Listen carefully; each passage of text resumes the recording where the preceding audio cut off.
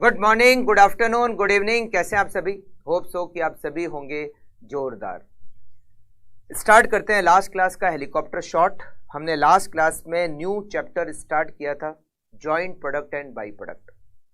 अगर एक manufacturing organisation में किसी एक रॉ मटेरियल को प्रोसेस किया जाए और प्रोसेस करने के बाद साइमल्टेनियसली हमें एक से ज़्यादा प्रोडक्ट अगर मिल जाते हैं तो जितने भी प्रोडक्ट हमें मिले वो सारे के सारे जॉइंट प्रोडक्ट है। जॉइंट प्रोडक्ट को बनाने में जितना भी एक्सपेंडिचर लगता है हम उसको जॉइंट कॉस्ट कहते हैं। जॉइंट कॉस्ट में क्या क्या एक्सपेंडिचर आता है? एक तो रॉ मटेरियल की कॉस्ट और दूसरा उसको प्रोसेस करने की कॉस्ट। जॉइंट प्रोडक्ट को सेपरेशन पॉइंट पर सेल किया जा सकता है और जॉइंट प्रोडक्ट को फर्दर प्रोसेस करने के बाद भी सेल किया जा सकता है। जॉइंट प्रोडक्ट को अगर फर्दर प्रोसेस किया जाए तो जितना भी एक्सपेंडिचर लगता है उसको हम कहते हैं फर्दर प्रोसेसिंग कॉस्ट या फिर हम उसको कहते हैं सेपरेट कॉस्ट। जॉइंट कॉस्ट को सारे जॉइंट प्रोडक्ट पर डिस्ट्रीब्यूट करना होता है और डिस्ट्रीब्यूट करने के लिए हमारे पास टोटल 6 मेथड है। पहला मेथड है जिसका नाम है physical quantity method. Physical quantity method में जॉइंट प्रोडक्ट की जो क्वांटिटी सेपरेशन पॉइंट पर होती है उस क्वांटिटी के रेशियो में जॉइंट कॉस्ट को डिस्ट्रीब्यूट कर दिया जाता है। दूसरा मेथड है sales value at separation point. Separation point पर जॉइंट प्रोडक्ट की जो सेल्स वैल्यू है उसके रेशियो में जॉइंट कॉस्ट को डिस्ट्रीब्यूट कर दिया जाता है। तीसरा मेथड है sales value after further processing. Further process करने के बाद जो सेल्स वैल्यू होती है उसके रेशियो में जॉइंट कॉस्ट को डिस्ट्रीब्यूट कर दिया जाता है। फोर्थ मेथड है जिसका नाम है NRV method, net realisable value method. NRV का मतलब होता है sales value after further processing minus further processing cost minus selling and distribution cost. जो हमें NRV मिलती है उसके रेशियो में हम जॉइंट कॉस्ट को डिस्ट्रीब्यूट कर देते हैं। फिफ्थ मेथड है constant gross margin percentage NRV। हम सबसे पहले क्या करते हैं, टोटल सेल्स वैल्यू कैलकुलेट करते हैं सारे प्रोडक्ट की, सारे जॉइंट प्रोडक्ट है उनकी टोटल सेल्स वैल्यू, और हम सारे जॉइंट प्रोडक्ट का जितना भी टोटल प्रॉफिट है वो कैलकुलेट करते हैं। टोटल प्रॉफिट में टोटल सेल्स वैल्यू का डिवाइड करेंगे तो हमें जीपी रेट मिलेगी। जो जीपी रेट हमें टोटल से मिली है सेम जीपी रेट हम सारे प्रोडक्ट पर अप्लाई कर देते हैं और उसके बाद में जॉइंट कॉस्ट को बैलेंसिंग फिगर कैलकुलेट कर देते हैं। ये 5 मेथड हम लास्ट क्लास में डिस्कस कर चुके हैं। एक और मेथड है कंट्रीब्यूशन मार्जिन मेथड, अभी तक वो डिस्कस करना पेंडिंग है। अच्छा, इनकम स्टेटमेंट कैसे बनता है? सेल्स वैल्यू में से फर्दर प्रोसेसिंग कॉस्ट माइनस कर दो, जॉइंट कॉस्ट का शेयर माइनस कर दो और सेलिंग एंड डिस्ट्रीब्यूशन कॉस्ट अगर दे रखी है तो उसको भी माइनस करो, तो हमें प्रोडक्ट वाइज प्रॉफिट मिल जाएगा और ओवरऑल प्रॉफिट या लॉस भी हमें मिल जाएगा। ठीक है, तो अब हम जो लास्ट क्लास में डिस्कस किया अब उससे थोड़ा आगे बढ़ते हैं। 5 मेथड हम डिस्कस करते हैं।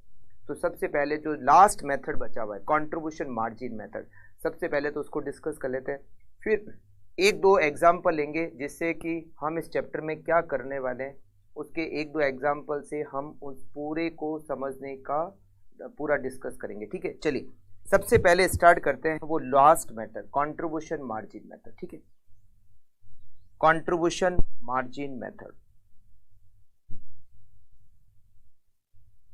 Method number 6।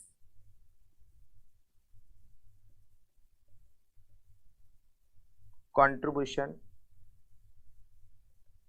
Margin method. Contribution margin method ये कहता है कि आपकी जो जॉइंट कॉस्ट है, आपकी जो टोटल जॉइंट कॉस्ट है, आप उसको 2 पार्ट में डिवाइड कर दो।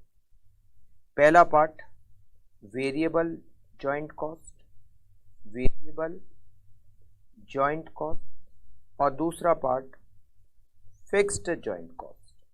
पहला पार्ट वेरिएबल जॉइंट कॉस्ट और दूसरा पार्ट फिक्स्ड जॉइंट कॉस्ट। ये जो आपकी वेरिएबल जॉइंट कॉस्ट है आप उसको क्वांटिटी के रेशियो में डिस्ट्रीब्यूट कर दो। ये जो आपकी वेरिएबल जॉइंट कॉस्ट है आप इसको क्वांटिटी के रेशियो में डिस्ट्रीब्यूट कर दो। ये जो आपकी फिक्स्ड जॉइंट कॉस्ट है इसको आप कंट्रीब्यूशन के रेशियो में डिस्ट्रीब्यूट कर दो। ये जो आपकी वेरिएबल जॉइंट कॉस्ट है उसको क्वांटिटी के रेशियो में डिस्ट्रीब्यूट कर दो और ये जो आपकी फिक्स्ड जॉइंट कॉस्ट है उसको आप कंट्रीब्यूशन के रेशियो में डिस्ट्रीब्यूट कर दो। अब ये कंट्रीब्यूशन क्या होता है? कंट्रीब्यूशन के रेशियो में तो डिस्ट्रीब्यूट कर देंगे, बट व्हाट इज कंट्रीब्यूशन? और ये वेरिएबल जॉइंट कॉस्ट को क्वांटिटी के रेशियो में बांटना किस तरह से, एक छोटे से एग्जांपल से मैं आपको बताता हूँ। देखिए, मान लेते हैं हमारी जो जॉइंट कॉस्ट है, हमारी जो टोटल जॉइंट कॉस्ट है वो 5 लाख रुपीज है। ये जो टोटल जॉइंट कॉस्ट है उसमें जो वेरिएबल जॉइंट कॉस्ट है मान लेते हैं वो 3 लाख रुपीज है, और हमारी जो फिक्स जॉइंट कॉस्ट है, फिक्स जॉइंट कॉस्ट है वो 2 लाख रुपीज है। ये जो वेरिएबल जॉइंट कॉस्ट और फिक्स जॉइंट कॉस्ट है इसका क्वेश्चन में बाइफर्केशन कर रखा होगा अगर कंट्रीब्यूशन मार्जिन मेथड दे रखा होगा तो जो टोटल जॉइंट कॉस्ट है वो 5 लाख है, उसमें 3 लाख वेरिएबल है और 2 लाख फिक्स्ड है। अब मान लेते हैं हमारे जो जॉइंट प्रोडक्ट है, जॉइंट प्रोडक्ट, वो जॉइंट प्रोडक्ट ए बी और सी, इनकी जो क्वांटिटी है, क्वांटिटी वो है 20,000 kg, 20,000 kg और 10,000 kg।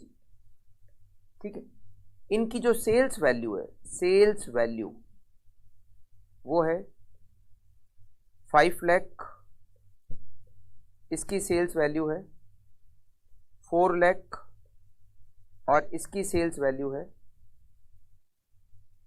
3 lakh.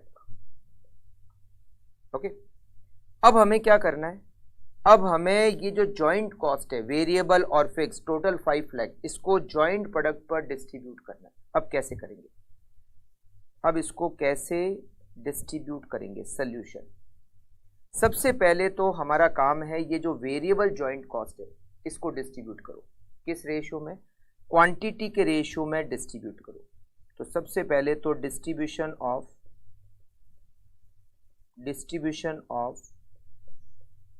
Variable joint cost, variable joint cost, variable और फिक्स, इसका क्लासिफिकेशन क्वेश्चन में दे रखा होगा।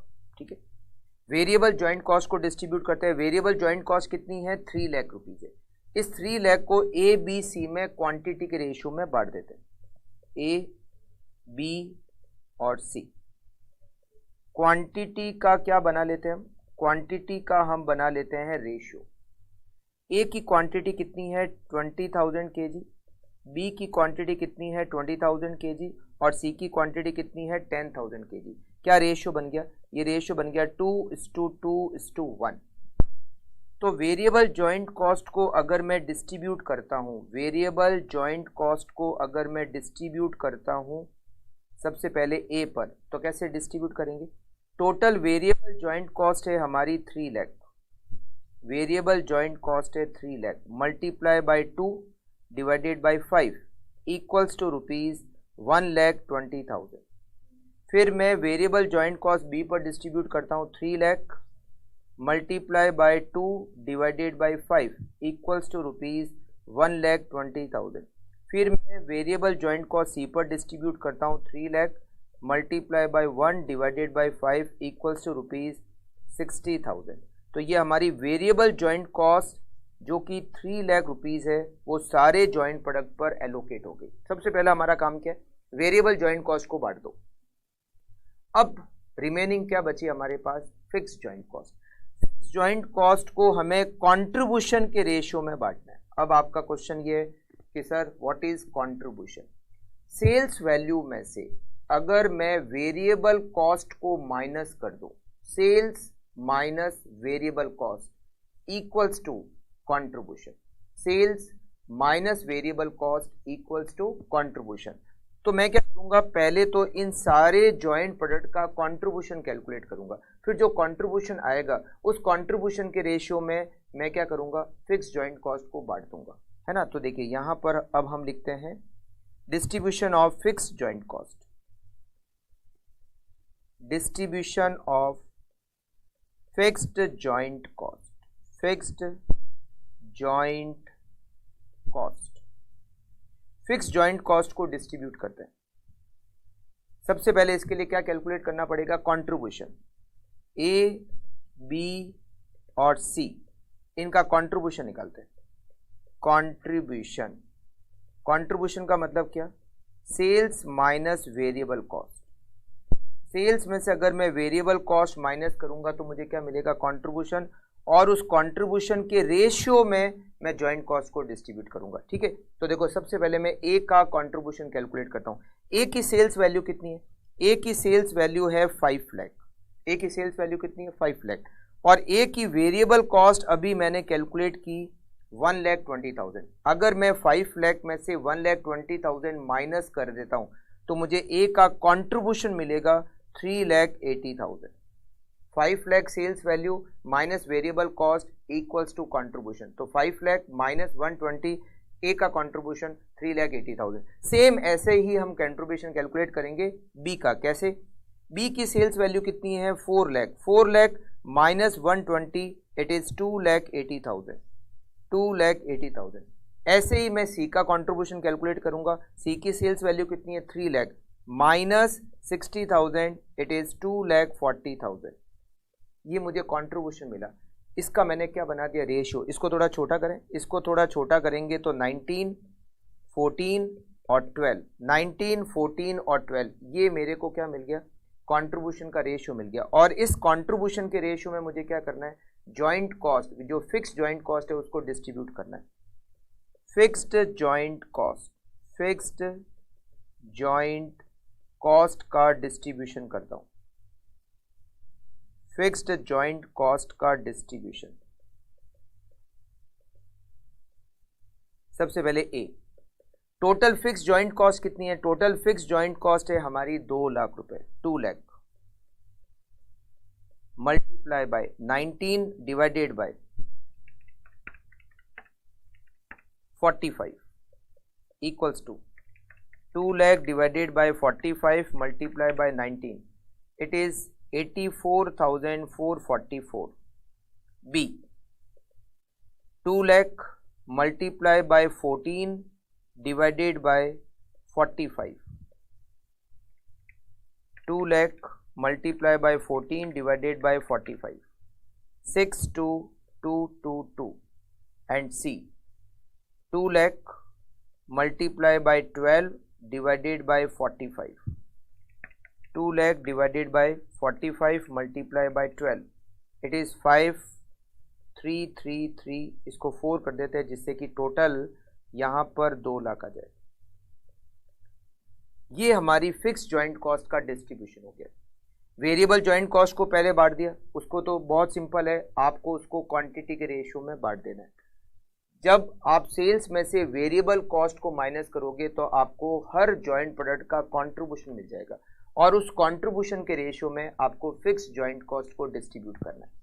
और इस मेथड का नाम है कंट्रीब्यूशन मार्जिन मेथड। ये बता दूं, ये मेथड एग्जाम में बहुत कम आता है, एक बार इसका क्वेश्चन अभी तक आ चुका है, कंट्रीब्यूशन मार्जिन मेथड। ठीक है, तो जॉइंट कॉस्ट को पहले तो हम डिस्ट्रीब्यूट करेंगे वेरिएबल जॉइंट कॉस्ट और fix joint cost. Variable joint cost को पहले डिस्ट्रीब्यूट करेंगे क्वांटिटी के रेशियो में और फिक्स जॉइंट कॉस्ट को हम कंट्रीब्यूशन के रेशियो में डिस्ट्रीब्यूट करेंगे। कंट्रीब्यूशन का मतलब होता है सेल्स माइनस वेरिएबल कॉस्ट। ठीक है, ये मेथड है हमारा कंट्रीब्यूशन मार्जिन मेथड। तो मैंने आप लोगों को बताया था कि टोटल जॉइंट कॉस्ट को डिस्ट्रीब्यूट करने के लिए हमारे पास जो 6 मेथड वो प्रैक्टिकल है, इसके अलावा 1-2 और मेथड है वो थियोरेटिकल है। ठीक है, तो टोटल 6 मेथड है जिससे हम जॉइंट कॉस्ट का डिस्ट्रीब्यूशन कर सकते हैं। कौन कौन सा? Physical quantity, sales value at split off, sales value after further processing, net realisable value, constant gross margin percentage NRV और last contribution margin method. Okay, तो हमें क्या करना होता है, क्वेश्चन के अंदर जो आपको जॉइंट कॉस्ट दे रखी होती है उसको हमें सारे जॉइंट प्रोडक्ट पर पहले डिस्ट्रीब्यूट करना होता है। फिर हमें क्या बनाना होता है? फिर हमें इनकम स्टेटमेंट बनाना होता है। इनकम स्टेटमेंट 2 तरीके से बनाया जा सकता है। क्वेश्चन में लिखा हुआ हो सकता है कि इनकम स्टेटमेंट बनाओ अगर हम प्रोडक्ट को फर्दर प्रोसेस करने के बाद बेचें तो, या फिर क्वेश्चन में लिखा हो सकता है कि इनकम स्टेटमेंट बनाओ अगर हम प्रोडक्ट को सेपरेशन पॉइंट पर बेच दें तो। और तो हमें अगर इनकम स्टेटमेंट फर्दर प्रोसेस के बाद बनाना है तो इनकम स्टेटमेंट कैसे बनेगा उसका फॉर्मेट मैं आपको बता देता हूँ। अगर इनकम स्टेटमेंट, अगर प्रोडक्ट को फर्दर प्रोसेस करने के बाद बेचना हो तो इनकम स्टेटमेंट कैसे बनेगा? इनकम स्टेटमेंट, इनकम स्टेटमेंट अगर प्रोडक्ट को फर्दर प्रोसेस करने के बाद सेल किया जाए तो, फर्दर प्रोसेस करने के बाद सेल किया जाए तो इनकम स्टेटमेंट कैसे बनेगा? मान लो हमारे 3 प्रोडक्ट हैं, ए, बी, सी, और यहाँ पर हमें लिखना है टोटल। सबसे पहले हमें लिखनी है सेल्स वैल्यू। कौन सी सेल्स वैल्यू? जो फर्दर प्रोसेस करने के बाद सेल्स वैल्यू होती है वो हमें यहाँ पर लिखना है, वो हमें यहाँ पर लिखनी है, राइट। उसमें से हमें माइनस करनी है further processing cost. Further processing cost या फिर इसको सेपरेट कॉस्ट भी कह सकते हैं। फर्दर प्रोसेसिंग कॉस्ट आपको माइनस करनी, फर्दर प्रोसेसिंग कॉस्ट माइनस करने के बाद आपको माइनस करनी है जॉइंट कॉस्ट। क्या माइनस करनी? आपको माइनस करनी है joint cost. Joint cost, joint cost आप डिस्ट्रीब्यूट कर चुके होंगे, जो मेथड क्वेश्चन में कह रखा है उससे आप जॉइंट कॉस्ट का डिस्ट्रीब्यूशन कर दोगे। फिर आपको जॉइंट कॉस्ट हर प्रोडक्ट की उसमें से माइनस करनी है। अगर क्वेश्चन में एक और एक्सपेंडिचर दे रखा है, सेलिंग एंड डिस्ट्रीब्यूशन कॉस्ट अगर दे रखा है, तो उसको भी आप माइनस करोगे, प्रोडक्ट वाइज माइनस करोगे तो आपको क्या होगा? आपको प्रोडक्ट वाइज प्रॉफिट मिल जाएगा, आपको प्रोडक्ट वाइज प्रॉफिट मिल जाएगा। ये बनेगा इनकम स्टेटमेंट अगर प्रोडक्ट को फर्दर प्रोसेस करने के बाद सेल किया जाए तो। बट अगर हम प्रोडक्ट को सेपरेशन पॉइंट पर बेच देते हैं, अगर हम प्रोडक्ट को सेपरेशन पॉइंट पर बेच देते हैं तो इनकम स्टेटमेंट कैसे बनेगा? इनकम स्टेटमेंट अगर हम प्रोडक्ट को सेपरेशन पॉइंट पर सेल कर दें, सेपरेशन पॉइंट पर सेल करें तो इनकम स्टेटमेंट कैसे बनेगा? ए, बी, सी 3 प्रोडक्ट है और टोटल।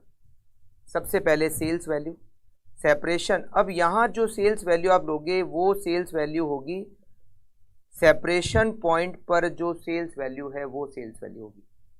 इसमें से अब केवल जॉइंट कॉस्ट माइनस करोगे, फर्दर प्रोसेसिंग कॉस्ट लगेगी ही नहीं क्योंकि हम प्रोडक्ट को फर्दर प्रोसेस कर ही नहीं रहे।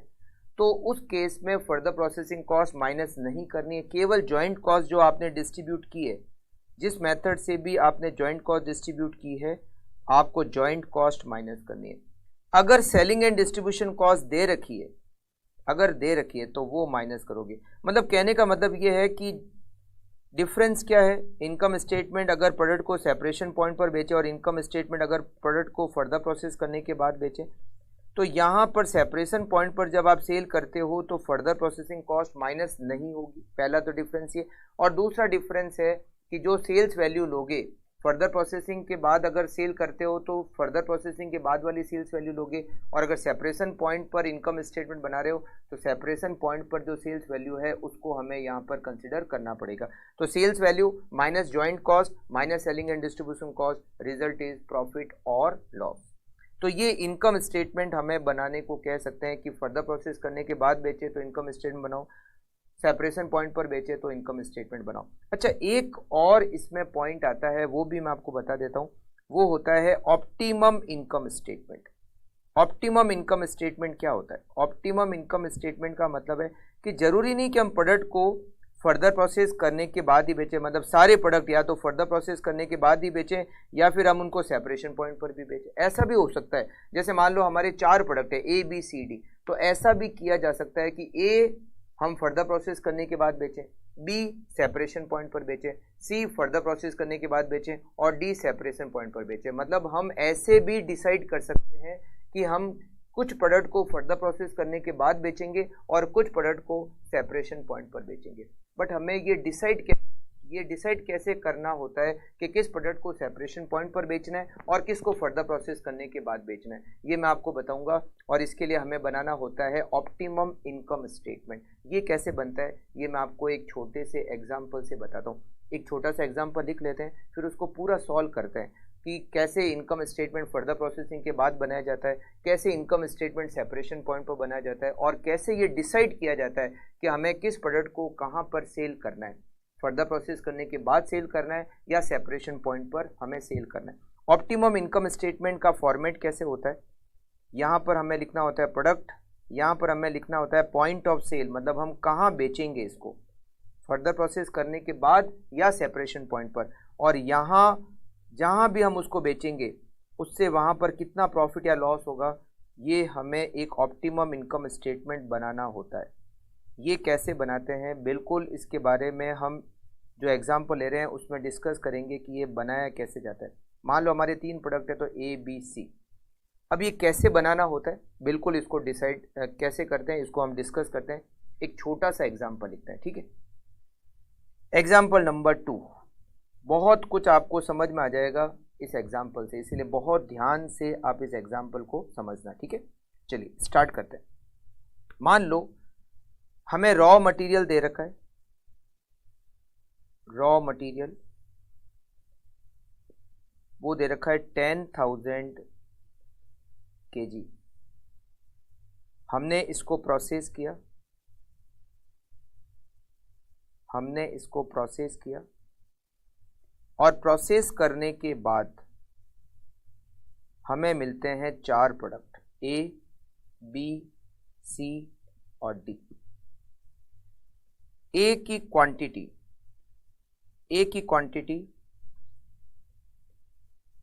20,000 किलो, बी की क्वांटिटी 15,000 kg, सी की क्वांटिटी 10,000 kg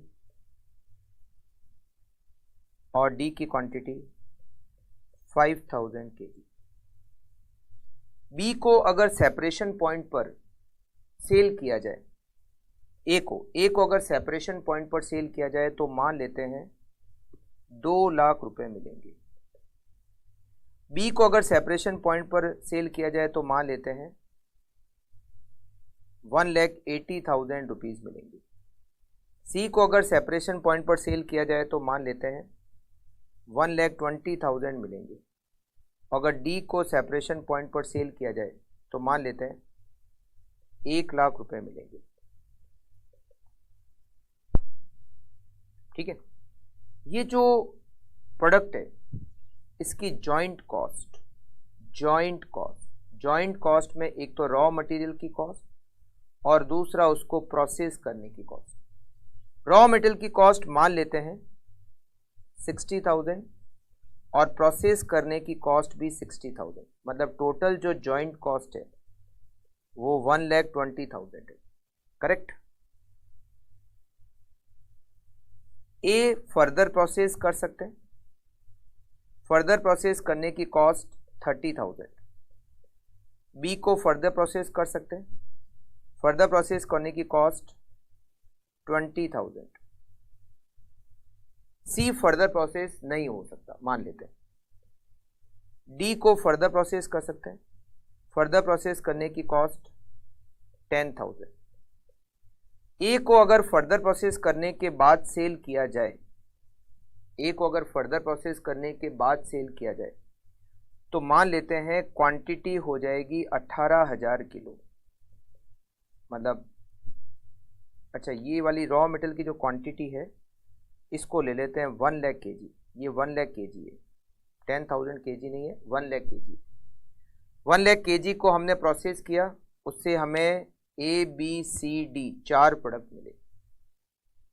18,000 kg ए बना, मतलब ए था तो 20,000 kg, बट इसको जब प्रोसेस किया तो आफ्टर प्रोसेसिंग 18,000 kg मिला। और इसकी जो फर्दर प्रोसेस करने के बाद सेल्स वैल्यू है, मान लेते हैं वो सेल्स वैल्यू है 2,50,000। बी की क्वांटिटी आफ्टर फर्दर प्रोसेसिंग मान लेते हैं सेम है 15,000 kg, बट फर्दर प्रोसेस करने के बाद उसकी जो सेल्स वैल्यू है वो है 2,20,000। सी फर्दर प्रोसेस होता ही नहीं है।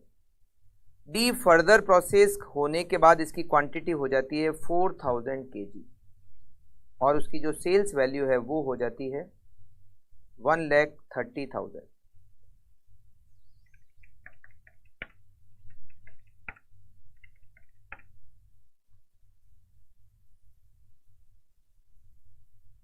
ठीक है, ओके। अब हमने ये हमें एग्जाम्पल दे रखा है रॉ मटेरियल 1 लाख kg, उसकी कॉस्ट है 60,000, प्रोसेस किया उसकी कॉस्ट लगी 60,000, टोटल 1,20,000। 4 प्रोडक्ट हमें मिले A B C D, चारों की क्वांटिटी दे रखी है और सेल्स वैल्यू दे रखी है 2 लाख, 180, 120 और 1 लाख। A B और D फर्दर प्रोसेस हो सकता है। फर्दर प्रोसेसिंग की कॉस्ट जिसको हम सेपरेट कॉस्ट भी कहते हैं 30,000, 20,000, 10,000। A after further processing quantity हो गई 18,000 kg, B after further processing quantity 15,000 kg और D after further processing 4,000 kg। मतलब क्या हुआ, ये क्वांटिटी का देखो, यहां पर रॉ मटेरियल की टोटल क्वांटिटी कितनी है 1 लाख kg। अगर मैं चारों प्रोडक्ट की क्वांटिटी ऐड करूं तो A 20,000 kg, B 15,000 kg, C 10,000 kg और D 5,000 kg। अगर इन चारों की क्वांटिटी ऐड की जाए तो 20,000, 15,000, 10,000 और 5,000, 50,000 kg होता है, जबकि रॉ मटेरियल कितना है 1 लाख kg। इसका मतलब ड्यूरिंग प्रोसेसिंग जब हम 1 लाख kg को हमने प्रोसेस किया तो 4 प्रोडक्ट मिले और 4 प्रोडक्ट की क्वांटिटी की अगर मैं टोटल करता हूं तो वो 50,000 किलो ही होती है। मतलब ड्यूरिंग प्रोसेसिंग 50,000 किलो स्क्रैप हो गया, मतलब वेस्टेज हो गया। तो इस वेस्टेज का कुछ नहीं करना है हमें। ऐसा नहीं कि 1 लाख kg इनपुट किया, चारों आउटपुट, चारों प्रोडक्ट की क्वांटिटी को हमने ऐड किया तो 50,000 किलो होता है। मतलब ड्यूरिंग प्रोसेसिंग 50,000 किलो का वेस्टेज हो गया। उस वेस्टेज का कोई ट्रीटमेंट हमें नहीं करना है, ठीक है। सेम इसी तरह से हमने ए कितनी क्वांटिटी बनी 20,000 किलो। हमने जब इसको प्रोसेस किया, फर्दर प्रोसेस किया तो उसकी क्वांटिटी बनी 18,000 किलो। मतलब ड्यूरिंग फर्दर प्रोसेसिंग 2000 kg का वेस्टेज हो गया। ए को जब हमने फर्दर प्रोसेस किया तो 2000 kg का वेस्टेज हो गया। हमें इस 2000 kg का कोई ट्रीटमेंट नहीं करना है।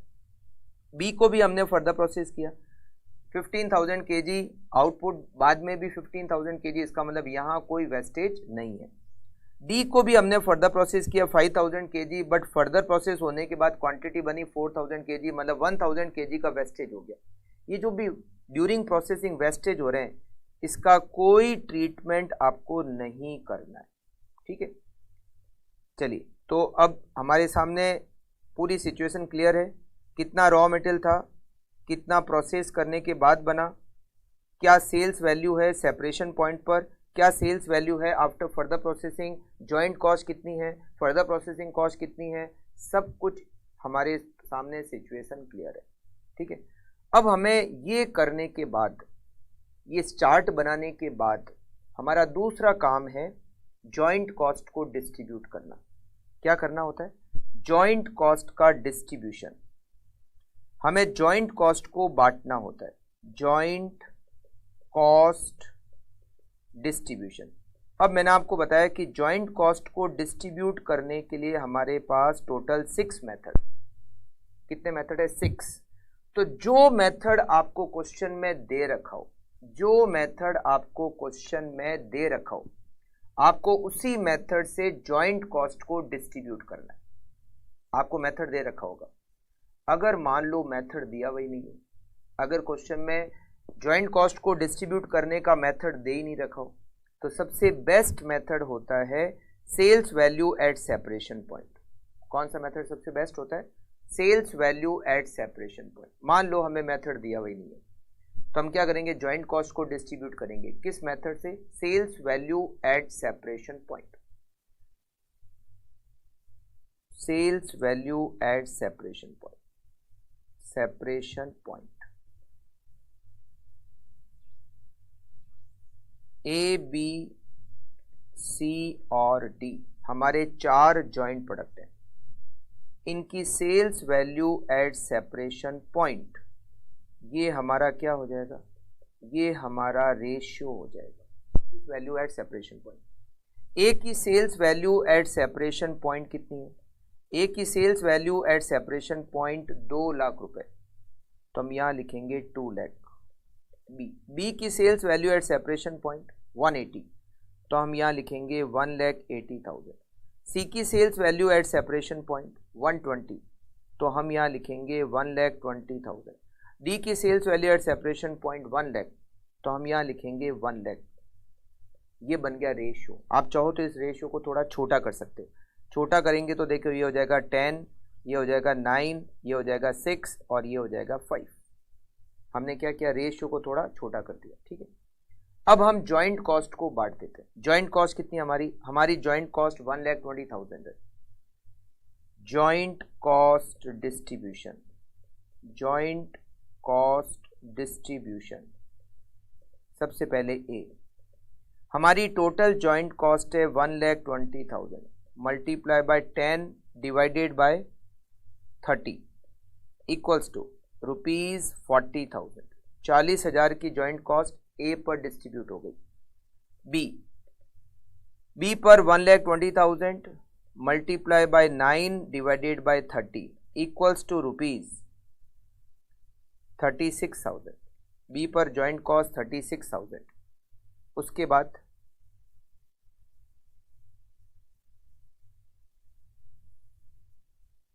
बाद यहां पर C 1,20,000 multiply by 6 divided by 30 equals to ₹24,000। Then D 1,20,000 multiply by 5 divided by 30 ₹20,000। तो टोटल जो हमारी जॉइंट कॉस्ट थी 1,20,000, हमने उसको डिस्ट्रीब्यूट कर दिया। एक छोटा सा चेंज कर लो आप एग्जांपल में, ये जो जॉइंट कॉस्ट, ये जो सेल्स वैल्यू बी की आफ्टर फर्दर प्रोसेसिंग आपने 220 लिखी है, उसकी जगह पर आप लिख लो 1,90,000। यहाँ पर आप लिख लीजिए 1,90,000। तो एक पॉइंट और समझाने लायक होगा, वो भी आपको समझ में आ जाएगा। आप यहाँ पर 1,90,000 कर लो।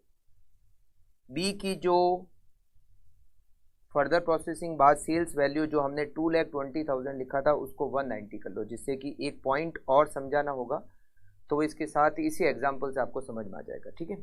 चलिए, ये हमने जॉइंट कॉस्ट का क्या क्या डिस्ट्रीब्यूशन, कौन सा मेथड था, sales value at separation point. जो भी मेथड होगा उसके रेशियो में हमें उसी मेथड से हमें जॉइंट कॉस्ट को डिस्ट्रीब्यूट करना होगा।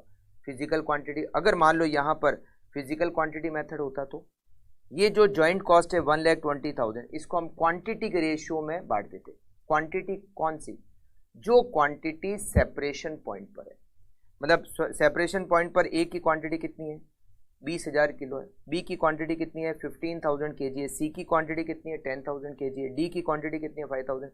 तो ये रेशियो बन जाएगा। जो क्वांटिटी सेपरेशन पॉइंट पर होगी वो, जैसे मान लो अगर यहाँ क्वांटिटी रेशियो होता, लिखना मत आप लोग, अगर यहाँ क्वांटिटी का मेथड होता, क्वांटिटी मेथड में बांटना है, तो ए बी सी डी इनकी जो क्वांटिटी सेपरेशन पॉइंट पर है, जो क्वांटिटी सेपरेशन पॉइंट पर है उसका रेशियो बना लेते। ए की क्वांटिटी कितनी है सेपरेशन पॉइंट पर, 20,000, 15,000। सी की क्वांटिटी सेपरेशन पॉइंट पर कितनी है, 10,000। और डी की क्वांटिटी सेपरेशन पॉइंट पर कितनी है, 5,000। तो ये आपका एक रेशियो बन गया 4:3:2:1। इस रेशियो में 1,20,000 जॉइंट कॉस्ट को डिस्ट्रीब्यूट कर देंगे क्वांटिटी मेथड में, ठीक है।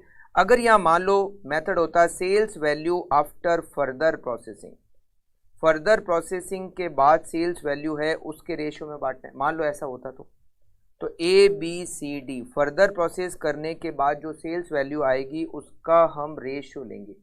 Sales value after further processing, further processing के बाद जो सेल्स वैल्यू होगी उसका हम क्या लेंगे, रेशियो लेंगे। ए की sales value after further processing होती है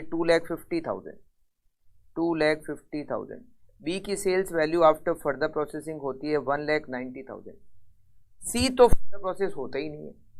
अगर कोई प्रोडक्ट फर्दर प्रोसेस नहीं होता तो उसकी जो सेल्स वैल्यू सेपरेशन पॉइंट पर होती है, हम उसी को sales value after further processing assume कर लेते हैं। सी बना तो ही उस पर जॉइंट कॉस्ट डिस्ट्रीब्यूट भी होगी, मगर सी फर्दर प्रोसेस नहीं होता, तो इसकी जो सेल्स वैल्यू है at the point of separation 1,20,000, उसी को हम sales value after further processing assume कर लेंगे। तो यहाँ पर हम इसकी सेल्स वैल्यू क्या लेंगे, 1,20,000। अच्छा, डी की sales value after further processing 130, D की sales value after further processing 130। क्या रेशियो बना, 25:19:12:13। इस रेशियो में क्या करेंगे, जॉइंट कॉस्ट को बांट देंगे। अगर यहाँ मेथड होता एनआरवी मेथड में करो, मैं आपको अलग अलग मेथड से बता रहा हूँ कि जॉइंट कॉस्ट को कैसे बांटना है। हमने तो इस क्वेश्चन में sales value at separation point का मेथड काम में लिया, बट मान लो और दूसरा मेथड होता तो कैसे जॉइंट कॉस्ट को डिस्ट्रीब्यूट करते। ठीक है, ए बी सी और डी एनआरवी मेथड। एनआरवी का मतलब होता है sales value after further processing minus further processing cost minus selling and distribution cost. Selling and distribution cost हमने यहाँ ली नहीं, तो sales value after further processing minus further processing cost. A की sales value after further processing 2,50,000 है, minus 30,000 further processing cost, तो यहाँ पर इसकी एनआरवी होगी 2,20,000। बी की sales value after further processing 190 minus 20,000, B की एनआरवी 1,70,000। सी की sales value after further processing है ही नहीं, सी फर्दर प्रोसेस होता ही नहीं है, तो इसकी जो sales value at separation point है 1,20,000, वो ही इसकी एनआरवी हो गई 1,20,000। डी की sales value after further processing 130 minus 10,000 उसकी फर्दर प्रोसेसिंग कॉस्ट, तो इसकी एनआरवी हो गई 1,20,000। ये बन गया रेशियो, और इस एनआरवी के रेशियो में जॉइंट कॉस्ट को हम डिस्ट्रीब्यूट कर देंगे। ये तीसरा मेथड एनआरवी मेथड, मतलब ऐसा देखा जाए तो फोर्थ मेथड। एक मेथड तो हम यहाँ ले ही चुके हैं सेल्स वैल्यू। तो चार मेथड से मैंने आपको बताया कैसे जॉइंट कॉस्ट को बांटना होता है। Quantity method, sales value at separation point, sales value after further processing और एनआरवी मेथड। मेन ये चार मेथड है, दो और मेथड है फिर तो हम क्वेश्चन में जब सॉल्व करेंगे तो कर ही लेंगे। Constant gross margin percentage NRV और कंट्रीब्यूशन मार्जिन मेथड। ठीक है, तो हमें जो मेथड क्वेश्चन में दिया हुआ होगा हमें उससे जॉइंट कॉस्ट का डिस्ट्रीब्यूशन करना है। तो आप समझ गए कि हमें स्टेप बाय स्टेप करना क्या है। पहला स्टेप तो हमें चार्ट बनाना है, जो क्वेश्चन की डिटेल दे रखी हो उसको आप चार्ट में कन्वर्ट कर दो, जिससे कि हमें ये पता चल जाए कि जॉइंट कॉस्ट कितनी है, सेपरेशन पॉइंट पर क्वांटिटी कितनी है, सेल्स वैल्यू कितनी है, फर्दर प्रोसेसिंग के बाद क्वांटिटी कितनी है, सेल्स वैल्यू कितनी है, फर्दर प्रोसेसिंग कॉस्ट कितनी है, कौन कौन सा प्रोडक्ट फर्दर प्रोसेस हो रहा है, कौन कौन सा प्रोडक्ट सेपरेशन पॉइंट पर सेल हो रहा है। तो सारी डिटेल आपको इस चार्ट को बनाने से मिल जाएगी। सारी डिटेल आपको मिल गई। अब हमें दूसरा काम क्या करना है, हमें दूसरा स्टेप करना है जॉइंट कॉस्ट का डिस्ट्रीब्यूशन। क्वेश्चन में मेथड जो भी दे रखा होगा उस मेथड से जॉइंट कॉस्ट का डिस्ट्रीब्यूशन करना। ठीक है, तो हमने क्या किया, हमने यहाँ पर एज्यूम कर लिया कि मेथड दे रखा है sales value at separation point. वैसे अगर कोई मेथड नहीं दिया हुआ है तो ये बेस्ट मेथड होता है sales value at separation point. हमने जॉइंट कॉस्ट को डिस्ट्रीब्यूट कर दिया। जॉइंट कॉस्ट कितनी थी, टोटल 1,20,000। हमने ए बी सी डी में जॉइंट कॉस्ट डिस्ट्रीब्यूट कर दी। ठीक है, ये दूसरा स्टेप। अब तीसरा स्टेप होता है कि आप इनकम स्टेटमेंट बनाओ। आप इनकम स्टेटमेंट बनाओ। अब इनकम स्टेटमेंट दो तरीके से बन सकता है। प्रोडक्ट को फर्दर प्रोसेस करने के बाद बेचें तो इनकम स्टेटमेंट बनाओ, और अगर प्रोडक्ट को सेपरेशन पॉइंट पर बेच दें तो इनकम स्टेटमेंट बनाओ। मान लो क्वेश्चन ने दोनों ही बनाने को कह रखे। क्वेश्चन कहता है कि आप इनकम स्टेटमेंट अगर प्रोडक्ट को फर्दर प्रोसेस करने के बाद बेचते हैं तो क्या होगा वो बनाओ, और अगर सेपरेशन पॉइंट पर बेचते हैं तो इनकम स्टेटमेंट मतलब इनकम क्या होगी वो भी बनाओ। तो चलो अब हम सीखते हैं कि इनकम स्टेटमेंट अगर प्रोडक्ट को फर्दर प्रोसेस करने के बाद बेचें तो कैसे बनाया जाता है। इनकम स्टेटमेंट हम प्रोडक्ट को फर्दर प्रोसेस करने के अगर बाद बेचें तो कैसे इनकम स्टेटमेंट बनेगा। इनकम स्टेटमेंट कितने प्रोडक्ट हैं, 4, ए बी सी डी और टोटल।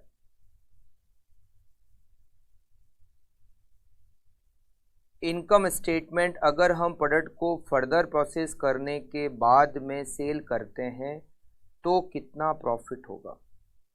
सी वैसे फर्दर प्रोसेस होता ही नहीं है, तो मैंने अभी आपको बताया कि अगर कोई प्रोडक्ट फर्दर प्रोसेस नहीं होता तो उसकी जो sales value at separation point है उसी को हम sales value after further processing assume कर लेंगे। तो सबसे पहले सेल्स वैल्यू फर्दर प्रोसेस करने के बाद अगर बेचा जाए तो प्रोडक्ट की सेल्स वैल्यू क्या होगी। Sales value. फर्दर प्रोसेस करने के बाद बेचा जाए तो ए की सेल्स वैल्यू क्या होगी, 2,50,000 होगी, तो यहां लिखेंगे 2,50,000। बी की सेल्स वैल्यू फर्दर प्रोसेस करने के बाद बेचे तो 1,90,000। सी की सेल्स वैल्यू जो सेपरेशन पॉइंट पर है उसी को हम फर्दर प्रोसेस करने के बाद की सेल्स वैल्यू मान लेंगे 1,20,000, और डी की sales value after further processing 1,30,000 और टोटल सेल्स वैल्यू 2,50,000, 1,90,000, 1,20,000 और 1,30,000, इट इज 6,90,000, करेक्ट। इसमें से माइनस करेंगे फर्दर प्रोसेसिंग कॉस्ट, जिसको हम सेपरेट कॉस्ट भी कह सकते हैं। फर्दर प्रोसेसिंग कॉस्ट माइनस करेंगे, इसमें से माइनस करेंगे जॉइंट कॉस्ट। अच्छा, यहां पर सेलिंग एंड डिस्ट्रीब्यूशन कॉस्ट तो है ही नहीं। Further processing cost in case of A it is 30,000, B it is 20,000, सी नील और डी में 10,000, और टोटल हमारी फर्दर प्रोसेसिंग कॉस्ट हो गई 60,000, राइट। अब बात करते हैं जॉइंट कॉस्ट। जॉइंट कॉस्ट हम ऑलरेडी डिस्ट्रीब्यूट कर चुके हैं। ए पर जॉइंट कॉस्ट कितनी है, 40,000 है, 40,000। बी पर जॉइंट कॉस्ट कितनी है, 36,000। सी पर जॉइंट कॉस्ट कितनी है, सी पर जॉइंट कॉस्ट है 24,000, और डी पर जॉइंट कॉस्ट का अमाउंट है 20,000। टोटल जॉइंट कॉस्ट कितनी है, टोटल जॉइंट कॉस्ट 1,20,000 है। अब प्रॉफिट या फिर लॉस, वैसे सब में प्रॉफिट ही आ रहा है। 2,50,000 माइनस 30,000 माइनस 40,000, 1,80,000 का प्रॉफिट ए में। बी में 1,90,000 माइनस 20,000 माइनस 36,000, 134 का प्रॉफिट बी में। 96,000 का प्रॉफिट सी में। 1,30,000 माइनस 10,000 माइनस 20,000, 1 लाख का प्रॉफिट डी में। और total 180 plus 134 plus 96,000 plus 1 lakh, total 5,10,000 का प्रॉफिट। अगर हम प्रोडक्ट को फर्दर प्रोसेस करने के बाद बेचते हैं तो ए का प्रॉफिट 180, बी का 134, सी का 96, डी का 1 लाख और टोटल 5,10,000। अब अगर प्रोडक्ट को सेपरेशन पॉइंट पर बेच दें तो इनकम स्टेटमेंट। अगर हम प्रोडक्ट को सेपरेशन पॉइंट पर सेल कर दें, सेपरेशन पॉइंट पर अगर सेल कर देते हैं तो प्रॉफिट कितना होगा। 4 प्रोडक्ट हैं ए बी सी डी।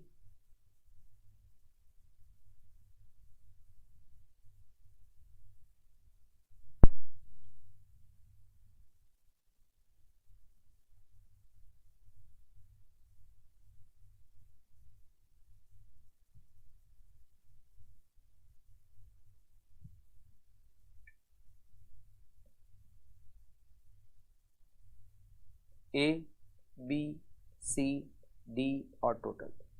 अगर हम प्रोडक्ट को सेपरेशन पॉइंट पर सेल करते हैं, सेल्स वैल्यू, अगर हम प्रोडक्ट को सेपरेशन पॉइंट पर सेल कर देते हैं तो क्या फर्दर प्रोसेसिंग कॉस्ट लगेगी? नहीं लगेगी। तो केवल और केवल क्या लगेगी? जॉइंट कॉस्ट लगेगी। सेलिंग एंड डिस्ट्रीब्यूशन कॉस्ट अगर होती तो वो लगती। तो सेल्स वैल्यू, अब यहां पर सेपरेशन पॉइंट पर सेल्स वैल्यू कितनी है? ए की सेल्स वैल्यू सेपरेशन पॉइंट पर 2 लाख है, बी की 180, सी की 120 और डी की 1 लाख। 2 लाख, 180, 120 और 1 लाख, टोटल 6 लाख, टोटल 6 लाख। ठीक है, इसमें से लेस करेंगे जॉइंट कॉस्ट। जॉइंट कॉस्ट हम डिस्ट्रीब्यूट कर चुके हैं 40,000, 40,000। जो जॉइंट कॉस्ट आपको मेथड दे रखा है, चाहे प्रोडक्ट को फर्दर प्रोसेस करने के बाद बेचो चाहे सेपरेशन पॉइंट पर बेचो, जॉइंट कॉस्ट हमें कैसे बांटनी है? जो क्वेश्चन में मेथड दिया हुआ, प्रोडक्ट को सेपरेशन पॉइंट पर बेचने से और प्रोडक्ट को फर्दर प्रोसेस करने के बाद बेचने से उसका जॉइंट कॉस्ट के डिस्ट्रीब्यूशन से कोई लेना देना नहीं है। जॉइंट कॉस्ट कैसे बांटनी है? जो आपको क्वेश्चन में मेथड दिया हुआ है उससे जॉइंट कॉस्ट बांटनी है, ठीक है। फिर भले आप प्रोडक्ट को फर्दर प्रोसेस कर रहे हो चाहे नहीं कर रहे हो, उसका उस डिस्ट्रीब्यूशन से कोई लेना देना नहीं। तो आपने जॉइंट कॉस्ट कैसे डिस्ट्रीब्यूट की, 40,000, 36,000, 24,000 और 20,000, 24,000 और 20,000, टोटल 1,20,000। अब प्रॉफिट कितना आया? अब हमारा प्रॉफिट आ रहा है ए का 160, बी का प्रॉफिट आ रहा है 1,80,000 माइनस 36,000, 144, सी का प्रॉफिट आ रहा है 96,000 और डी का प्रॉफिट आ रहा है 80,000। टोटल प्रॉफिट आ रहा है 4,80,000। अब हमें इसके बाद में एक और पॉइंट जो क्वेश्चन में पूछा जाता है कि बताओ किस प्रोडक्ट को सेपरेशन पॉइंट पर बेचें और किस प्रोडक्ट को फर्दर प्रोसेस करने के बाद बेचें। मतलब बहुत बार एग्जाम में ये पॉइंट आता है, क्वेश्चन में पॉइंट आता है कि अगर सारे प्रोडक्ट को फर्दर प्रोसेस करें और उसके बाद बेचें तो 5,10,000 का प्रॉफिट होता है। अगर सारे प्रोडक्ट को सेपरेशन पॉइंट पर बेच दें तो 4,80,000 का प्रॉफिट होता है। एक होता है कि कुछ प्रोडक्ट को फर्दर प्रोसेस करें और कुछ को सेपरेशन पॉइंट पर बेच दें। अगर ऐसा कुछ करना हो तो वो डिसाइड कैसे करेंगे? तो हमें प्रोडक्ट वाइज डिसीजन लेना पड़ेगा और इसका बनेगा ऑप्टिमम इनकम स्टेटमेंट। क्या बनेगा? Optimum income statement. इसमें हम ये डिसाइड करेंगे कि हमें किस प्रोडक्ट को सेपरेशन पॉइंट पर सेल करना है और किस प्रोडक्ट को फर्दर प्रोसेस करने के बाद सेल करना है, और अगर हम ऐसा करते हैं तो उससे हमारा ओवरऑल प्रॉफिट या लॉस कितना होता है, पॉइंट ऑफ सेल, और प्रॉफिट या लॉस, प्रॉफिट। वैसे सब में यहाँ प्रॉफिट ही हो रहा है। हमारे कितने प्रोडक्ट है? हमारे प्रोडक्ट है 4। तो अब हम एक एक प्रोडक्ट के बारे में डिसाइड करते हैं। बिल्कुल आप ध्यान से समझना, बहुत इजी है अगर आप अच्छी तरीके से समझोगे तो। 4 प्रोडक्ट हैं, प्रोडक्ट के नाम है ए, बी, सी और डी। अब कंपेयर करते हैं। अब आप बिल्कुल ध्यान से समझना, ए को पहले आप चेक करो। अगर मैं फर्दर प्रोसेस करने के बाद ए को बेचता हूं तो ए से प्रॉफिट कितना होता है? 1,80,000 होता है। फर्दर प्रोसेस करने के बाद अगर मैं ए को बेचूं तो ए का प्रॉफिट होता है 180। और अगर मैं सेपरेशन पॉइंट पर ए को बेचता हूं तो प्रॉफिट कितना होता है? 160 होता है। ज्यादा प्रॉफिट कहां हो रहा है? जब हम ए को फर्दर प्रोसेस करने के बाद बेचते हैं। फर्दर प्रोसेस करने के बाद अगर ए को बेचा जाए तो 180 का प्रॉफिट, सेपरेशन पॉइंट पर बेच देते हैं तो 160 का प्रॉफिट। तो ए को मुझे फर्दर प्रोसेस करने के बाद बेचना चाहिए क्योंकि उससे प्रॉफिट कितना होगा? 1,80,000। तो मैंने ए के बारे में डिसीजन लिया, इसको मुझे क्या करना है? इसको मुझे फर्दर प्रोसेस करना है और उसके बाद बेचना है। उससे मेरा प्रॉफिट कितना होगा? 1,80,000। मतलब जहां ज्यादा प्रॉफिट हो रहा है उसको वहां बेचेंगे। फर्दर प्रोसेस करने के बाद कितना प्रॉफिट होता है, सेपरेशन पॉइंट पर बेचे तो कितना प्रॉफिट होता है, दोनों प्रॉफिट को क्या करोगे? कंपेयर करोगे, और जहां ज्यादा प्रॉफिट हो रहा है उसको वहां बेच दोगे। तो ए का प्रॉफिट फर्दर प्रोसेस करने के बाद बेचा जाए तो ज्यादा प्रॉफिट होता है, 180 कमा रहे, जबकि सेपरेशन पॉइंट पर 160 हो रहा है। तो हम ए को फर्दर प्रोसेस करने के बाद बेचेंगे, प्रॉफिट कितना होगा? 1,80,000, राइट। अच्छा, बी को अगर मैं फर्दर प्रोसेस करने के बाद सेल करता हूं तो मेरा प्रॉफिट होता है 134। बी को अगर मैं फर्दर प्रोसेस करने के बाद बेचता हूं तो मेरा प्रॉफिट होता है 134। और अगर मैं बी को सेपरेशन पॉइंट पर बेच देता हूं तो प्रॉफिट होता है 144। फर्दर प्रोसेस करने के बाद सेल करता हूं तो 134 का प्रॉफिट, फर्दर और सेपरेशन पॉइंट पर बेच देता हूं तो ज्यादा प्रॉफिट हो रहा है 144। तो मुझे क्या करना है? बी को सेपरेशन पॉइंट पर सेल करना है। बी को सेपरेशन पॉइंट पर सेल करना है और उससे बी का प्रॉफिट कितना होगा? 144 होगा। समझ गया? अच्छा, सी तो वैसे भी फर्दर प्रोसेस होता ही नहीं है। सी फर्दर प्रोसेस होता ही नहीं है, सेपरेशन पॉइंट पर बिकेगा। सेपरेशन पॉइंट पर बिकेगा, इसका प्रॉफिट कितना होगा? 96। सी फर्दर प्रोसेस होता ही नहीं है तो सेपरेशन पॉइंट पर बेचेंगे और प्रॉफिट कितना होगा? 96,000। डी को अगर मैं फर्दर प्रोसेस करने के बाद बेचूं तो कितना प्रॉफिट होता है? 1 लाख होता है। और अगर मैं डी को सेपरेशन पॉइंट पर बेच दूं तो कितना प्रॉफिट होता है? 80,000 ही होता है। ज्यादा कहां हो रहा है?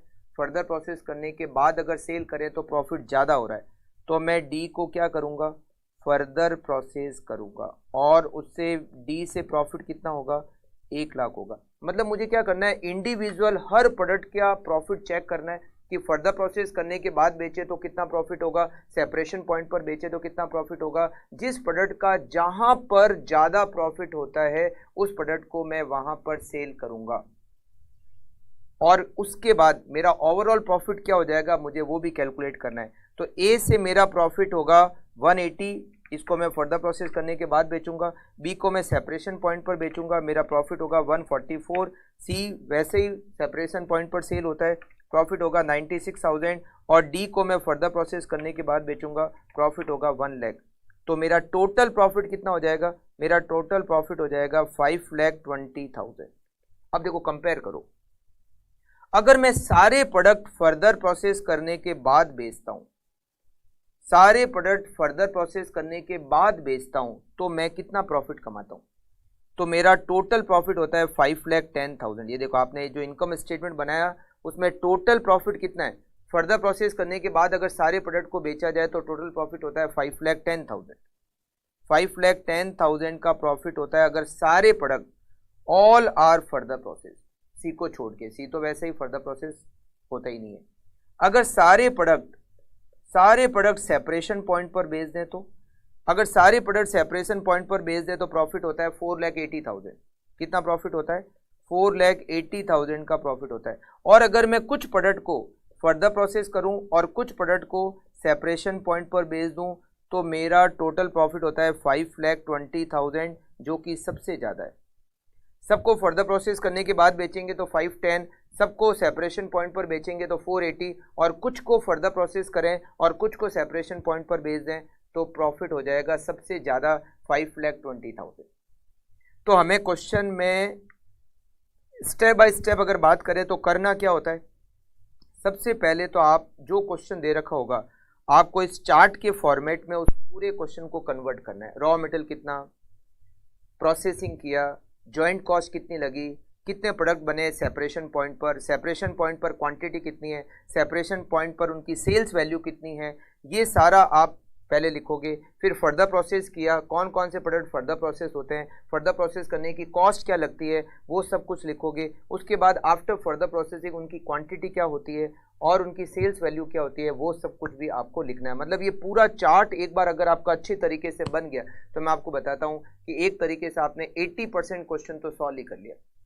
ये चार्ट सबसे इंपॉर्टेंट है और ये चार्ट बनेगा जो भी क्वेश्चन में डिटेल दे रखी है उसके बेस पर ये चार्ट बनेगा। तो आप अच्छी तरीके से इस चार्ट को प्रिपेयर करोगे, क्वेश्चन की डिटेल को पूरी तरीके से इस चार्ट में अगर आ जाए तो फिर इसका मतलब है 80% आप इस क्वेश्चन को सही तरीके से ही सॉल्व करोगे। फिर आप क्या करोगे, सेकंड स्टेप आता है। सेकंड स्टेप आता है आपको जॉइंट कॉस्ट को डिस्ट्रीब्यूट करना होता है। अब जॉइंट कॉस्ट का डिस्ट्रीब्यूशन कैसे करोगे, क्वेश्चन में टोटल मैंने आपको लोगों को जॉइंट कॉस्ट को डिस्ट्रीब्यूट करने के लिए कितने मेथड बताए, 6 मेथड बताए। तो सबसे पहले आपका क्या काम है, आपका सबसे पहले काम यह है कि क्वेश्चन में चेक करो कि जॉइंट कॉस्ट को डिस्ट्रीब्यूट करने का कौन सा मेथड दिया हुआ है। आपको जो भी मेथड दिया हुआ है उससे आप जॉइंट कॉस्ट को डिस्ट्रीब्यूट कर दो। या तो क्वांटिटी मेथड होगा, या फिर sales value at separation point method होगा, या sales value after further processing method होगा, या नेट रियलाइजेबल वैल्यू मेथड होगा, या constant gross margin percentage NRV method होगा, या कंट्रीब्यूशन मार्जिन मेथड होगा। जो भी मेथड क्वेश्चन में दे रखा है उस मेथड से आप जॉइंट कॉस्ट को डिस्ट्रीब्यूट करो। बाई चांस आपको क्वेश्चन में मेथड दिया हुआ ही नहीं है तो सबसे बेस्ट मेथड होता है sales value at separation point. Separation point पर जो भी सेल्स वैल्यू है उस रेशियो में आप जॉइंट कॉस्ट को बांट दो। जॉइंट कॉस्ट को डिस्ट्रीब्यूट कर लिया। अब आपका अगला काम है इनकम स्टेटमेंट बनाना। इनकम स्टेटमेंट फर्दर प्रोसेस होने के बाद भी बनता है और इनकम स्टेटमेंट सेपरेशन पॉइंट पर भी बनता है। अगर आपको क्वेश्चन में मान लो दोनों इनकम स्टेटमेंट बनाना हो तो income statement after further processing बना दो। सेल्स वैल्यू जो भी फर्दर प्रोसेसिंग के बाद है उसमें से माइनस करो फर्दर प्रोसेसिंग कॉस्ट, उसमें से माइनस करो जॉइंट कॉस्ट और माइनस करो सेलिंग एंड डिस्ट्रीब्यूशन कॉस्ट अगर वो दे रखी है। तो आपको क्या हो जाएगा, हर प्रोडक्ट वाइज आपको प्रॉफिट मिल जाएगा और टोटल प्रॉफिट या लॉस भी आपको मिल जाएगा। फिर आपको इनकम स्टेटमेंट बनाना है सेपरेशन पॉइंट पर। अगर प्रोडक्ट को सेल किया जाए तो उसमें क्या करना है, आपको सेल्स वैल्यू लेनी है at the point of separation, उसमें से आपको माइनस करना है जॉइंट कॉस्ट और उसमें से माइनस करना है सेलिंग एंड डिस्ट्रीब्यूशन कॉस्ट, उसमें फर्दर प्रोसेसिंग कॉस्ट माइनस नहीं होगी, क्योंकि जब आप प्रोडक्ट को फर्दर प्रोसेस करोगे नहीं तो फर्दर प्रोसेसिंग कॉस्ट भी नहीं लगेगी। इससे आपको क्या मिल जाएगा, प्रोडक्ट वाइज प्रॉफिट मिल जाएगा। फिर अगर आपको क्वेश्चन कहा जाए कि बताइए किस प्रोडक्ट को फर्दर प्रोसेस करना है, किसको सेपरेशन पॉइंट पर भेजना है और उससे ओवरऑल कितना प्रॉफिट हो जाएगा, तो आपको बनाना है ऑप्टिमम इनकम स्टेटमेंट। आपको ऑप्टिमम इनकम स्टेटमेंट में हर प्रोडक्ट का प्रॉफिट कंपेयर करना है कि फर्दर प्रोसेस करने के बाद बेचा जाए तो कितना प्रॉफिट होता है और अगर सेपरेशन पॉइंट पर बेचा जाए तो कितना प्रॉफिट होता है। जिस प्रोडक्ट का जहां पर प्रॉफिट ज़्यादा होता है हम उस प्रोडक्ट को वहां पर सेल करेंगे और उससे कितना ओवरऑल प्रॉफिट हो जाएगा हमें ये कैलकुलेट करना होता है। तो स्टेप बाय स्टेप मैंने आपको बताया, पहले कौन सा बाद में कौन सा, करेक्ट। तो एक तरीके से हमने इस चैप्टर को बहुत अच्छी तरीके से एक बार डिस्कस कर लिया है। बहुत सारे पॉइंट ऑलरेडी कवर्ड हो चुके हैं। अब थोड़े बहुत कुछ पॉइंट है, तो जब हम क्वेश्चंस करेंगे तो उस क्वेश्चंस में वो सारे पॉइंट थोड़े बहुत आते जाएंगे और हम उसके बेस पर हम क्वेश्चन को सॉल्व करते जाएंगे, ठीक है। और क्वेश्चन के पॉइंट को भी हम डिस्कस करते जाएंगे, जैसे जैसे कुछ नया पॉइंट अगर आता भी है तो। ज़्यादातर पॉइंट हम कवर कर चुके हैं, कुछ पॉइंट और नए आ सकते हैं जो कि हम क्वेश्चन के अंदर कवर कर लेंगे समझते समय, ठीक है। तो फिर आज की क्लास को हम यहीं पर एंड करें और जाते जाते हम क्या करते हैं, जाते जाते हम करते हैं आज की क्लास का हेलीकॉप्टर शॉट। तो जॉइंट कॉस्ट को जॉइंट प्रोडक्ट पर डिस्ट्रीब्यूट करने के लिए हमारे पास टोटल कितने मेथड है, हमारे पास टोटल 6 मेथड है। वापस से फटाफट से नाम रिवाइज कर लो, क्या मेथड है। पहला मेथड होता है फिजिकल क्वांटिटी मेथड, दूसरा होता है sales value at separation point, तीसरा sales value after further processing, fourth NRV method, fifth constant gross margin percentage NRV method और लास्ट होता है contribution margin method. Quantity method में जॉइंट कॉस्ट को कैसे बांटते हैं, जो क्वांटिटी सेपरेशन पॉइंट पर है, आप बिल्कुल ध्यान रखना, जो क्वांटिटी सेपरेशन पॉइंट पर है, फर्दर प्रोसेस के बाद वाली क्वांटिटी का रेशियो नहीं बनाना है, जो क्वांटिटी सेपरेशन पॉइंट पर है उसका रेशियो बनाना है और उसके रेशियो में हमें जॉइंट कॉस्ट को डिस्ट्रीब्यूट करना है। दूसरा sales value at separation point, separation point पर जो सेल्स वैल्यू है उसके रेशियो में हमें जॉइंट कॉस्ट को डिस्ट्रीब्यूट करना है। तीसरा sales value after further processing, further process करने के बाद जो सेल्स वैल्यू आती है उसके रेशियो में हमें जॉइंट कॉस्ट को डिस्ट्रीब्यूट करना होता है। Fourth NRV method, sales value after further processing में से माइनस करेंगे फर्दर प्रोसेसिंग कॉस्ट, माइनस करेंगे सेलिंग एंड डिस्ट्रीब्यूशन कॉस्ट, जो हमें मिलेगा रिजल्ट वो होगा एनआरवी। उस एनआरवी के रेशियो में हमें जॉइंट कॉस्ट को डिस्ट्रीब्यूट करना है। Fifth constant gross margin percentage NRV method, इसमें हम क्या करते हैं, एक इनकम स्टेटमेंट बनाते हैं और उस इनकम स्टेटमेंट में सारे प्रोडक्ट और सबसे लास्ट में टोटल का कॉलम बनाते हैं। टोटल का जो कॉलम होगा उसमें total sales value minus total further processing cost minus total joint cost, उससे हमें क्या मिलेगा, टोटल का ग्रॉस प्रॉफिट मिलेगा। टोटल का ग्रॉस प्रॉफिट जो होता है उसमें टोटल सेल्स का डिवाइड करके हमें जीपी रेट मिलेगी। जो जीपी रेट आपको टोटल से मिले वही जीपी रेट आपको क्या करना है, सारे प्रोडक्ट पर लिख देना है और रिवर्स चलते हुए आपको जॉइंट कॉस्ट को बैलेंसिंग फिगर कैलकुलेट करना है। लास्ट मेथड हमने डिस्कस किया था, जो कि आज ही डिस्कस किया, वो है contribution margin method. Contribution margin method क्या कहता है कि आप जॉइंट कॉस्ट को दो पार्ट में डिवाइड करो, वेरिएबल जॉइंट कॉस्ट और फिक्स जॉइंट कॉस्ट।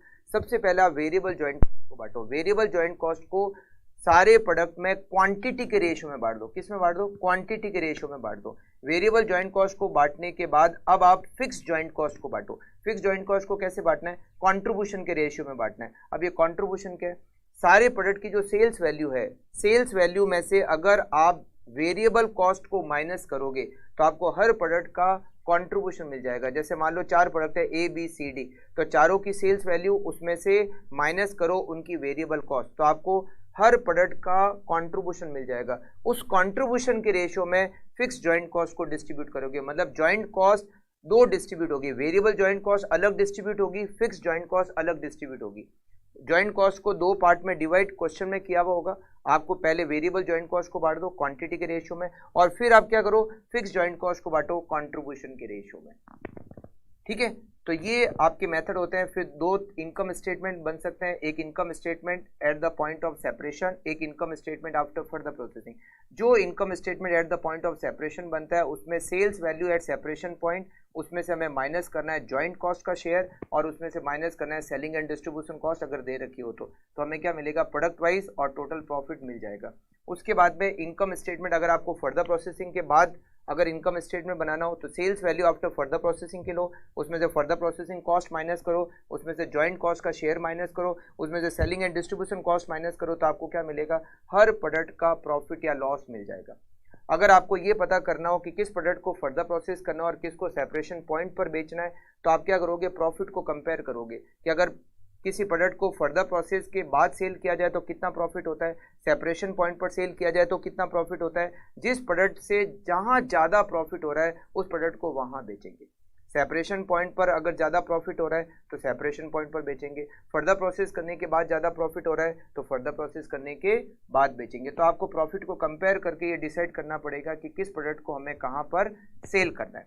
फिर आपको क्या बनाना है, ऑप्टिमम इनकम स्टेटमेंट, जिसमें 3 कॉलम आपको देने हैं, एक तो प्रोडक्ट का कॉलम, दूसरा पॉइंट ऑफ सेल का कॉलम, और तीसरा हमें लेना है उससे कितना प्रॉफिट या लॉस होगा। जो आपका ओवरऑल प्रॉफिट आएगा ऑप्टिमम इनकम स्टेटमेंट से, वो फर्दर प्रोसेसिंग पर अगर प्रोडक्ट को सेल किया जाए या अगर प्रोडक्ट को सेपरेशन पॉइंट पर सेल किया जाए, उन दोनों इनकम स्टेटमेंट से ज़्यादा आपको प्रॉफिट कहाँ मिलेगा, ऑप्टिमम इनकम स्टेटमेंट पर मिलेगा। ठीक है। अच्छा, अगर कोई प्रोडक्ट फर्दर प्रोसेस नहीं होता है, अगर कोई प्रोडक्ट फर्दर प्रोसेस नहीं होता है, या तो क्वेश्चन में डायरेक्टली दे रखा होगा कि ये प्रोडक्ट फर्दर प्रोसेस नहीं होता है, या फिर अगर किसी प्रोडक्ट की फर्दर प्रोसेसिंग कॉस्ट ही नहीं दे रखी है, जीरो दे ही नहीं रखी है, तो इसका मतलब है वो प्रोडक्ट फर्दर प्रोसेस होता ही नहीं है। अगर कोई प्रोडक्ट फर्दर प्रोसेस नहीं होता तो उसकी जो sales value at separation point है, हम उसी को sales value after further processing मान लेंगे और उसी को नेट रियलाइजेबल वैल्यू भी मान लेंगे। Sales value at separation point को ही sales value after further processing मान लेंगे और उसी को उसकी नेट रियलाइजेबल वैल्यू मान लेंगे। तो ये सब कुछ आपको ध्यान रखना है इस चैप्टर के अंदर। ठीक है, तो बिल्कुल हम इस चैप्टर में प्राइमा फेसिया बहुत कुछ डिस्कस कर चुके हैं और अब हम नेक्स्ट क्लास में इस चैप्टर के क्वेश्चन सॉल्व करना स्टार्ट करेंगे। तो मिलते हैं नेक्स्ट क्लास में, तब तक के लिए okay, thank you, take care.